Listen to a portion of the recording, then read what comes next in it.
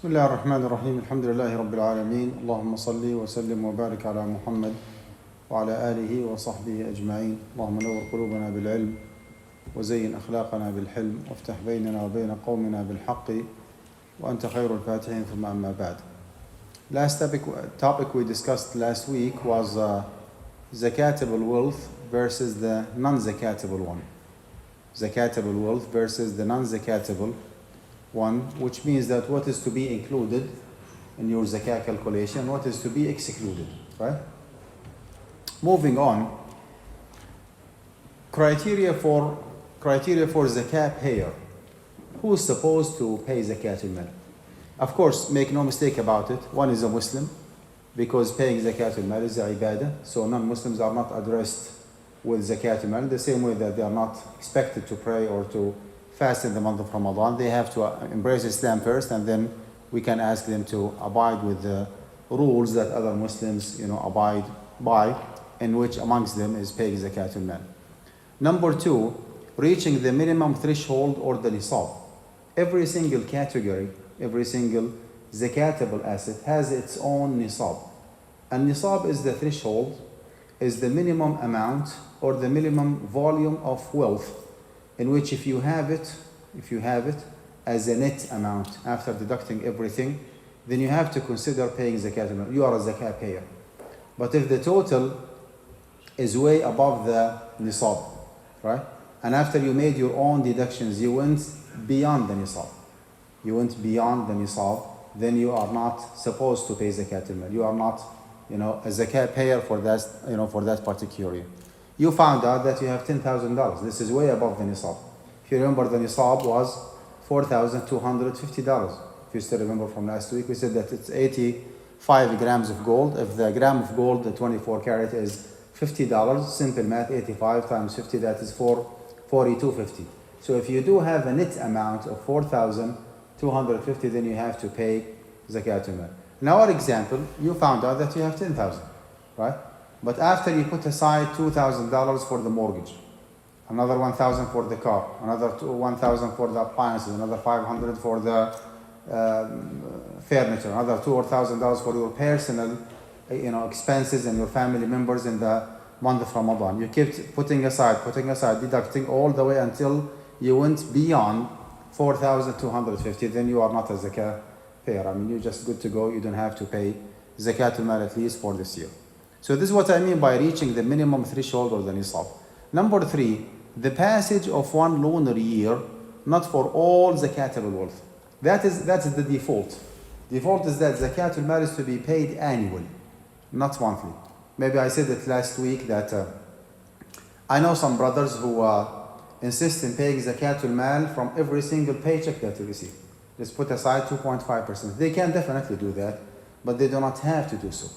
Because again, the wisdom behind having zakat al-mal on an annual basis is to have enough time to invest money, to put some money aside, to make a business, to make a profit. From that profit, you can just deduct 2.5% zakat al-mal. But if you take it from the principal, if you wish, versus taking it from the profit, you will be, financially speaking, you will be losing. This is one thing. And the other thing, the passage of one lunar year, it is actually the passage of one lunar year on the nisab itself, not on every single dollar that you receive. If you remember last week, I said that if your profession, if your main source of income is coming from your job, you work as an employee or a professional with Shell, right? Every single month you receive $7,000 paycheck. The nisab is already established. You already have a saving of $4,250 already deposited in your account. 1 or 2 days before the beginning of the month of Ramadan, before the zakat due date, which is the month of Ramadan, you received a check of $7,000. It stayed deposited in your checking account for only 1 or 2 days. Should this be included in your zakah calculation or not? The answer is yes. Why? Because this money actually takes the same rule of the nisab. That's called the mal al-mustafad, the extra, the surplus, or the gained money that should be added up to the nisab. Once you have a nisab threshold, $4,250, and one fiscal lunar year already passed, if you still have a nisab or more, then you have to pay zakah on what you have. A common mistake, by the way. Some people think that if you have more than the nisab, you exclude the nisab and you pay zakah on the extra, on the surplus, and that's wrong. You have to pay zakah on everything. If you have $10,000, you have to pay zakah on the 10,000. Do not deduct the nisab, put it aside, and you pay zakah on the surplus. That is wrong. You need to pay zakah on everything. Okay. The status of the person himself. Okay. The mental capacity, the age, whether that person is a minor or like mature or immature, or adult or even infant, it doesn't make any difference. Okay, because zakah actually is a financial ibadah. It's not a physical one. Kids, are not mandated to pray or to fast in the month of Ramadan. Is that correct? But they are mandated through their financial advisors or their wealth managers or their legal guardians to pay zakat al-mal. In the hadith, the Prophet ﷺ said, اتجروا في مال اليتيم حتى لا تأكله الصدقة. He was addressing the wealth managers or the legal guardians of the orphans. He said that instead of just guarding the money, invest the money of the yatim, of the orphan that you are taking care of his wealth. حتى لا تأكله الصدقة. Okay, lest it is consumed or devoured by the sadaqah. If you keep paying 2.5% every single year, what will happen to the principal? It will be gone, right? Of course, once you reach like below the nisab, you will stop. But technically speaking, $100,000, if you keep paying zakah for 40 years, what will happen? The whole money will be gone, right? So, feasibility-wise, right? Business-wise, it's good to invest the money and pay the zakah from the Prophet instead of paying it from the principal. What is the shahid in this hadith? What is the emphasis here? Emphasis that the yatim is a minor, right? Because once the yatim, the one who lost his dad, the orphan, once he reaches or she reaches the age of puberty, then technically he is not a yatim anymore. And the Prophet ﷺ is saying, اتجروا في مال اليتيم حتى لا تأكله الصدقة. So the emphasis is that yatim has to pay zakat al-mal, which is actually our discussion here. Criteria of the zakatable wealth. Now, what I explained so far is the criteria of the person himself who is supposed to pay zakat al-mal. How about the nature or the criteria of the wealth itself? It does have another criteria. Number one, exclusive ownership of threshold. Make sure that the $4,250 in our case here are exclusively owned by you. If you have another partner who owns certain percentage of that amount, then you don't have to pay because your share does not constitute a nisab. Your share does not constitute a nisab. Number two, ability of growth actually or potentially, which means that the nature of the zakatable wealth has to be a growable one. It has to be a business. Okay, take this example. House that you live in, you take it as your primary residence. Is it zakatable or not? It is zakah exempt based on what we discussed last week. Is that correct? Okay. You moved from that house, you went somewhere else, and you put it in the market for rent, right? Zakah actually is due on the lease revenue, right? Same house. Okay. After maybe 2 or 3 years, you change your mind and you remove the for rent sign and you put for sale. From that point on, you have to consider paying zakat al-mal on the market value of the house. The market value of the house, because the house in this scenario became urud tijara. It's a commodity, right? It's a merchandise in the market for sale. So you can easily tell that the same house, in the first time it was zakah exempt, right? And the second time you have to pay zakah on the rent, on the lease revenue, and the third time you have to pay zakah on what? On the market value of the house, right? In the first scenario, when you used to use this house as your primary residence, it was not a growable asset. It is something for consumption, like the car that you drive, or the food that you store, the clothes that you have, right? But in the second scenario, it became a growable asset. But because it is for rent, not for sale, you pay zakah on the rent. When you change your mind and you put it in the market for sale, then that house became urud tijar.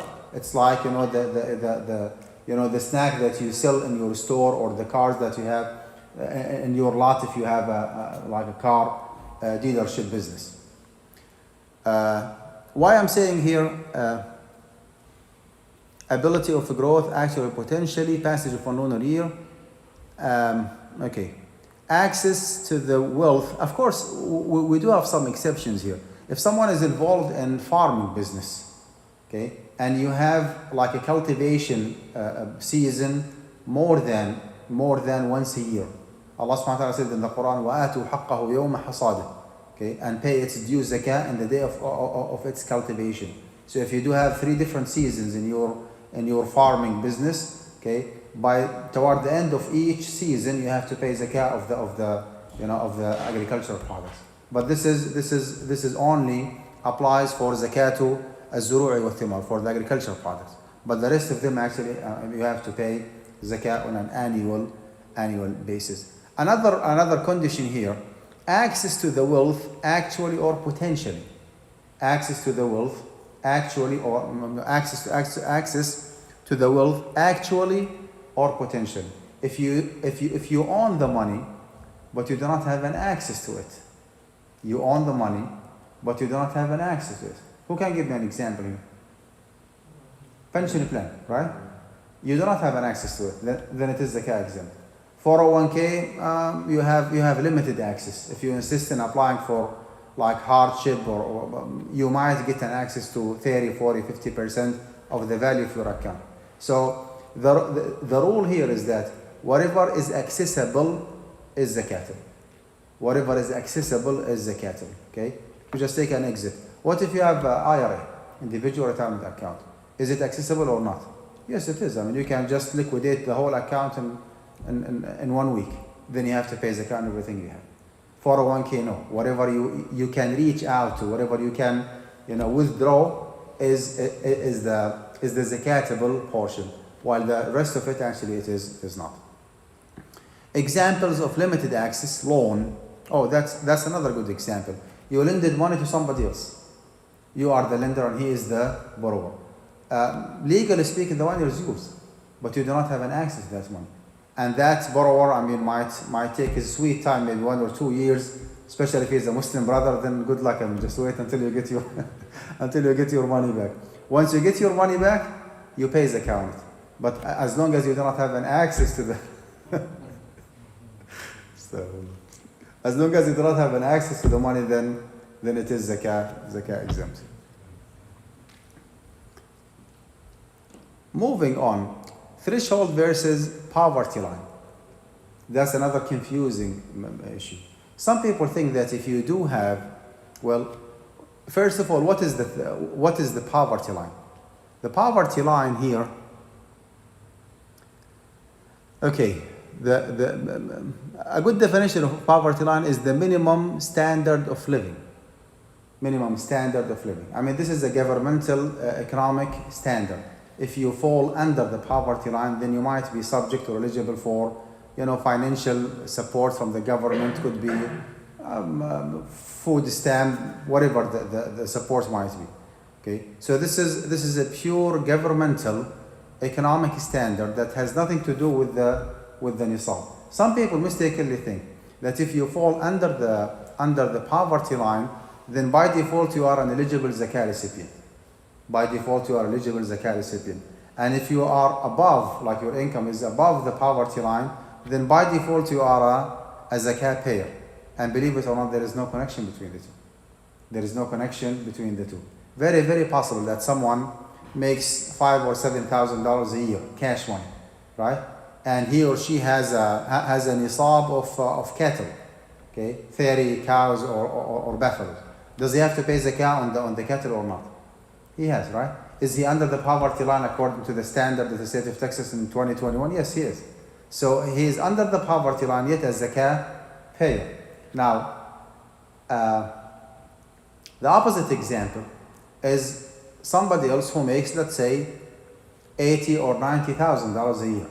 He is way above the poverty line, right? If that individual can prove that he does have legitimate expenses, for example, has 2 or 3 college students who do not receive any financial aid or scholarship or grants, and he barely can afford paying their tuition fees. Well, believe it or not, that individual is an eligible zakah recipient. If he applies for zakah for our masjid or for a different masjid, they might reject his application, right? But that is the policy of the masjid. The masjid has limited resources and they want to designate the fund to and give it to the most needy individuals. But the fact that he is rejected by the masjid does not mean that he is not an eligible zakah recipient. Actually, he is. Why? Because his expenses are more than his income. Okay. Very simple example. If you make 5,000 a month, and you legitimately, reasonably need $7,000, are you an eligible zakah recipient or not? Yes, you are. Although you make money, okay, and your income is not bad. 5,000, is not bad, right? But if you can prove, you can make a case that your legitimate expenses are 7,000 every month, then you are an eligible zakah recipient. So the threshold actually is not to be confused with the poverty line. Two different standards. Combining assets to reach a nisab. If you have less than a nisab of cash money, okay, you have, let's say, $2,000 only out of 4,250. That is way below the nisab.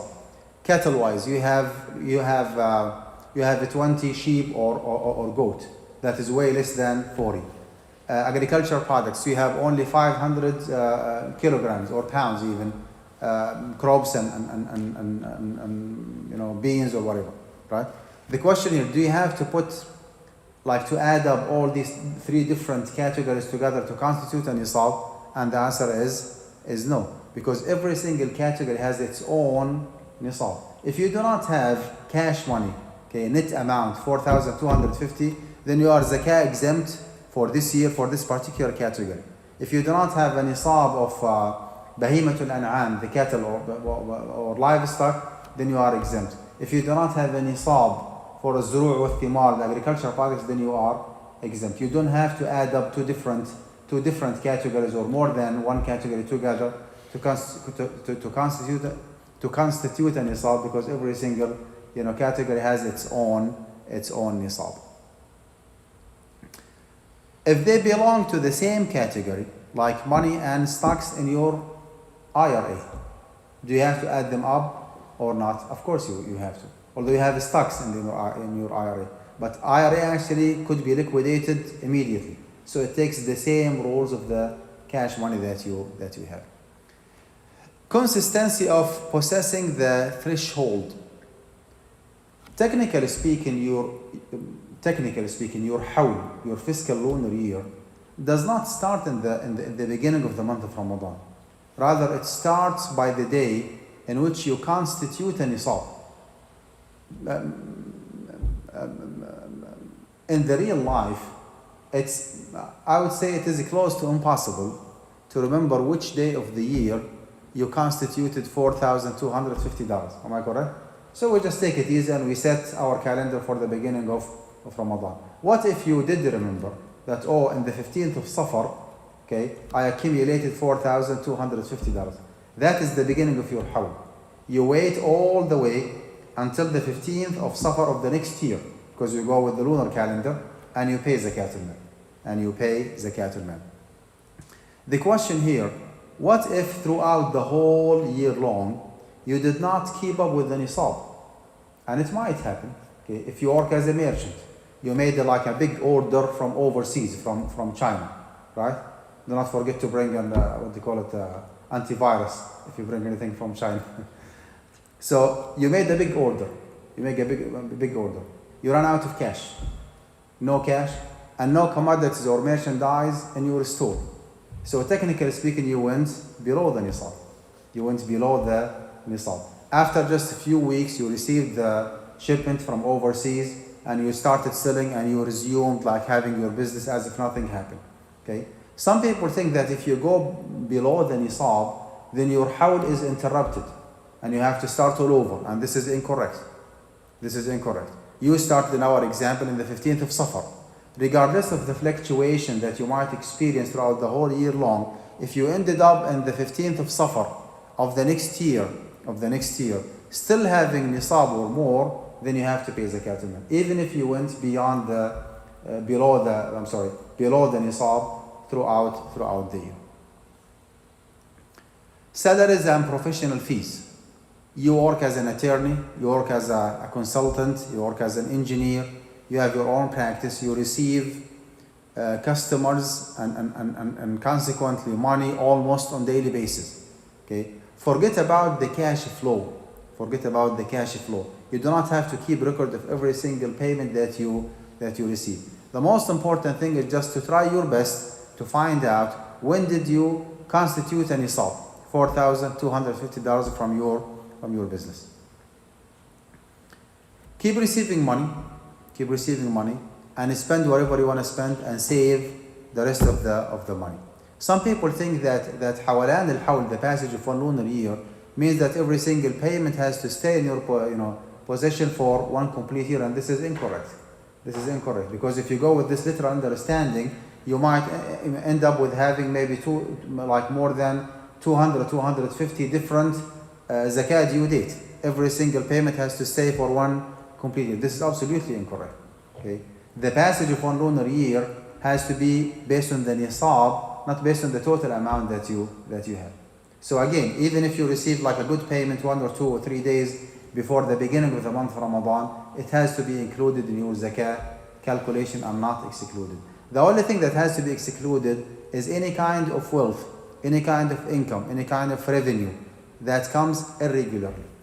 A side business, inheritance that you received from overseas, one of your relatives passed away, you establish a nisab for that particular amount that you have received. While the regular income that comes from your paycheck or comes from your a profession or your private business, that is, the hawl is already established. Every single year in the beginning of the month of Ramadan, you find out how much money you have and you pay zakah on them, regardless of how long that money stayed untouched in your checking account. Jewelry and ornaments. First of all, when we say jewelry and ornament, it comes to our mind anything that is made out of gold or silver. Gold. Nowadays, I would say gold more than silver. Gold more than silver. There is a well-established debate, disagreement between the 4 different madhab. Okay, and there is a big difference between can I pay zakah on the jewelry versus do I have to pay zakah on the jewelry that my wife and my daughters use. Okay, I'm not here to discourage anyone from paying zakah on jewelry. If you are like a strict Hanafi follower, according to your madhab, that zakah actually is mandated, especially our brothers from the subcontinent. The vast majority of them actually are Hanafi. They inherit the madhab from one generation to another. Not only the Ahnaf, even some of the Hanabila, believe it or not, they are with the opinion that jewelry is zakat. If you ask me, I would say, there is no zakah on the jewelry. All these different ahadith and evidences that indicate clearly that zakah is wajibah on the jewelry could be interpreted, and actually they have been interpreted to a different meaning.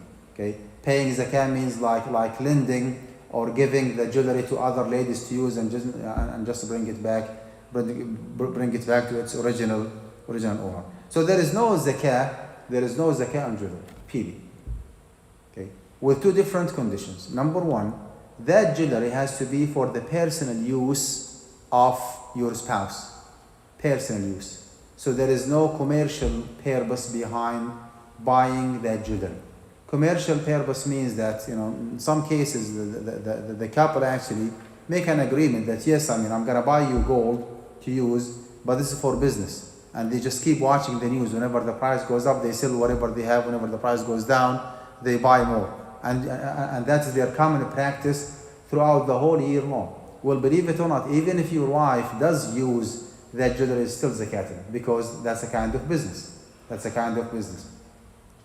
So by personal use, I mean something is designated for your spouse to use. She does not have to use that jewelry on daily basis, but that jewelry is not for sale, it's not for business, it is hers, as simple as that.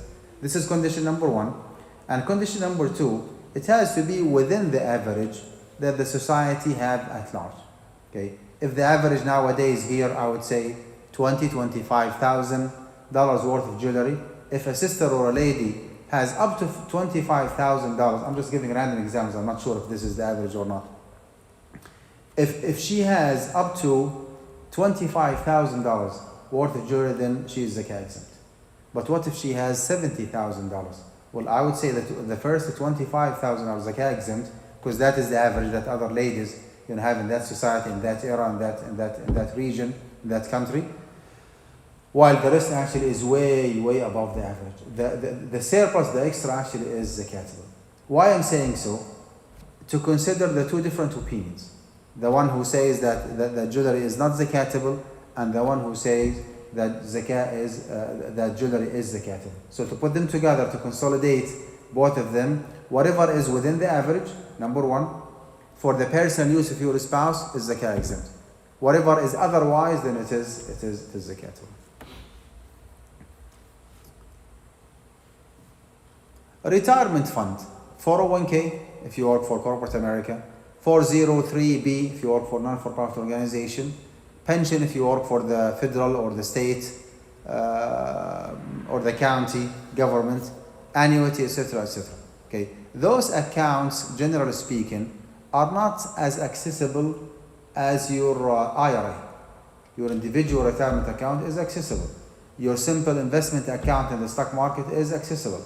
Your brokerage account with TD Ameritrade is accessible. Whenever you want to liquidate, you can just get your money in a few days. Okay. So again, 401k, basically you are not supposed to touch that money. But you do have an access if you insist in applying for humanitarian case, sometimes they call it, hardship, whatever the name might be. If you do have an access to a certain percentage of the value of your 401k, then whatever is accessible or withdrawable is zakatable. Very simple example.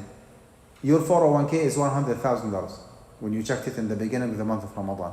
And Fidelity or Vanguard investment company gives you access up to 50%. So the withdrawable or the accessible amount is how much in our example? How much? 50,000. If you decide to proceed, you will not be taking home 50,000. You will be charged penalty and interest and maybe some other charges. Let's say the total is 10,000. So the take home amount is 40,000. If you want to stay in the safe side, I would say pay zakah on $40,000 based on 2.5% zakat rate. If you want to go with the book and not to pay any extra dollar as zakatul mal, that's your right. You can still take another, I would say 10-15% usul thabita, the fixed assets, because the stocks that you have do not represent commodities and merchandise and goods 100%, right? There's something called usul thabita. The building, the campus, the office that he uses, the parking lot, the machineries, the devices, the instruments that you use to run the business, those are not for sale. Thus zakah exempt. So you can deduct another maybe 10, 15, maybe up to 20% usul thabit, and you pay zakah. You pay zakah on the rest based on 2.5%. So to keep it simple, okay, the formula is as follows: you go with the accessible amount only, minus any prescribed penalty or tax or interest or whatever. Net amount, you can still deduct another 10-15% and you pay zakah on the rest. What if you think now that this is the most reasonable opinion? Okay, what should I do with my zakah for the last 10-15 years? My answer is forget about what happened in the past, because this opinion is just an ijtihad. This is what we ended up in our fiqh council in Amjad. We might be right, we might be wrong, Allahu A'lam. Some people of knowledge say that your 401k is zakatable in full, because that's a kind of investment. With all due respect, we disagree, right? Some people of knowledge say that no, forget about your 401k until you receive the money. With all due respect, we disagree. So we are kind of holding the stick from the middle, as they say. We say that whatever is accessible is zakatable. I do believe that this is the most reasonable opinion, because if you do not have to pay zakah on your 401k, then what else you need to pay zakah? This is the big chunk of money that we all have. So let's go with this approach. If you think that this is the most authentic or reasonable or something that makes sense to you, maybe you can apply it from now on, and you do not have to backdate the application of this opinion or this fatwa on the last 10, 15, 20 years. Just from now on, you go with this formula. Accessible amount minus any prescribed penalty, any prescribed tax, interest, processing fees, minus another 10-15% fixed assets, and the net amount is zakatable based on 2.5%. Financial instruments other than your retirement account. Why I'm putting them like in two different categories? Well, you might say that the 401k is none but financial instruments, right? You have stocks. Or the difference here, or the reason behind this differentiation, is that those accounts are restricted. The 401k and the pension plan and the 403 and others, annuity and all that. While others actually is your personal, optional investment in the stock market, in which they are accessible in full. Now, outside, like away from the retirement account, okay, you have brokerage account, you have a simple investment account, you have 529 for the education of your kids, right? The concept actually is very simple. If your common practice is that you trade, you buy and you sell, either by yourself or somebody else actually is doing the job on your behalf, then all what you have, the principal and the dividend are zakatable. Because the stocks in this case actually are equivalent to any, or like similar to any commodity or merchandise. Everything that you have in your account is for sale. So it is reasonable enough to charge you zakah on everything that you have. The principal that you started your business with, plus the dividend. Okay, what if your practice is otherwise? Okay, you do not trade usually throughout the year. You do not buy and sell. You just sleep on that account and you are very happy with the dividend that you make.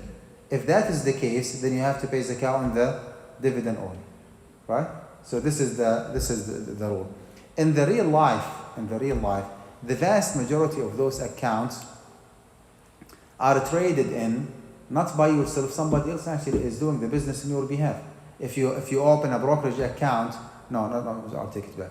If you open a mutual fund account with Azad or Amana or any of those socially responsible Muslim-based mutual fund companies, right? They do not sleep on the money. They just keep trading and buying and selling. If that is proven, if that is the case, then definitely you have to pay zakah on everything that you have, right? The principal or the market value of the account plus the dividend that you already made.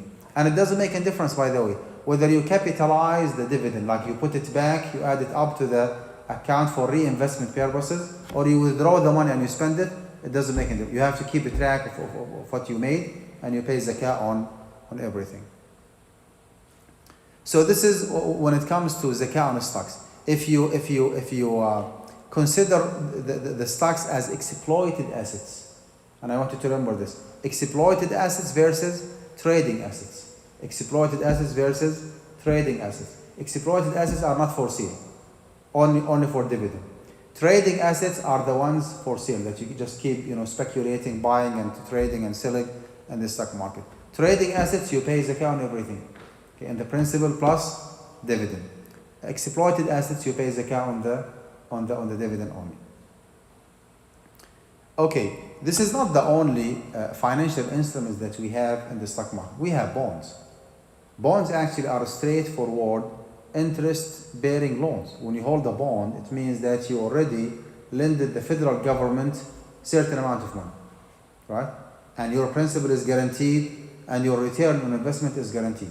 So as a practicing Muslim, you are not supposed to hold bonds to start with. Maybe you do not know. Okay, whenever, like upon the maturity of the bonds, whenever you receive your principal and interest, you need to get rid of the interest. You need to dispose the interest in full. While the principal of the bond, you bought a bond for $5,000 and you made $600 profit or interest. You put aside the $600, you dispose the $600, put it in the masjid, give it to some needy individuals, whatever. But the principal itself is still zakatable. Not only that, we have other financial instruments. We have options, we have futures, we have derivatives. And this is a very confusing category for some of us. A good percentage of those other financial instruments are not allowed. I do not dare say haram, but they are not allowed. Especially when it comes to derivatives and options, right? If you are positive that a certain, or you got to learn okay, that a certain instrument is a prohibited one, then it takes the same rules of the bonds that you have. You wait until the maturity, until you receive your principal and your profit back. You dispose the profit and you pay zakah on the principal. If you are positive that those instruments are halal, you ask someone who is knowledgeable enough, okay, and he told you that those kinds of futures and derivatives and options are halal, keep them as is. Then you apply what we have said before. If you keep practicing, like if you keep buying and selling, you pay zakah on everything, principal plus dividend. If you are just happy with the dividend that you make, then you pay zakah on the dividend, and that will be it. Last topic for tonight, zakah on loans. You gave your Muslim brother $10,000 as a loan. You are the lender and he is the borrower. Think about it this way. By the way, there is nothing could be attributed to the Prophet ﷺ when it comes to zakatul dayn. Prophet ﷺ did not mention anything about zakatul dayn. And that's why the companions radiallahu anhu, and the tabi'een, and the founders of the four madhahib, and the current fiqh councils are in disagreement regarding zakatul dayn. Okay? The most correct opinion, to my knowledge, is the following. Look at it this way. There is no way that the lender and the borrower both are charged zakatul mal, right? I mean, you cannot charge two different individuals zakah on the same amount of money, because that's called thanya sadaq, like duplication in taxation. Prophet ﷺ said, la thanya fi sadaq. There is no way that two different individuals are paying zakah on the same asset. So this option actually is to be crossed out, right? Okay. There is no way to waive or to excuse both parties. You cannot say, well, the lender does not have the money because he gave it to the borrower, and the borrower, legally speaking, is not the owner of the money, he has to pay it back. So the money actually is lost in between and no one is paying zakah. This is not an option. So this option is crossed out. We ended up having either the lender or the borrower. Am I correct? Either the lender or the borrower. Okay. We just said maybe last week that one of the conditions for the zakatability of any money is what is called the mulku tam. Al-mulku tam raqabatan wa yadan, like full ownership and full access. So the money has to be yours and the money has to be accessible. Well, in this case, actually, the money is yours. The money is yours, but you do not have an access to it. Okay, you do not have an access to it, and your Muslim brother might stay maybe 1 or 2 years until he decides to give you the money back. Is it fair for you as a lender to pay zakah on money that you do not have? So you are exempt. You are exempt until you receive the money. So who else is supposed to pay money, zakah on that money? Who else? The borrower, right? Now, if the borrower already spent the money, then there is no money to worry about. But if he kept the money in his possession for 1 complete year, then actually he is the only one, he is the victim here. He is the one who has to pay zakatul mal.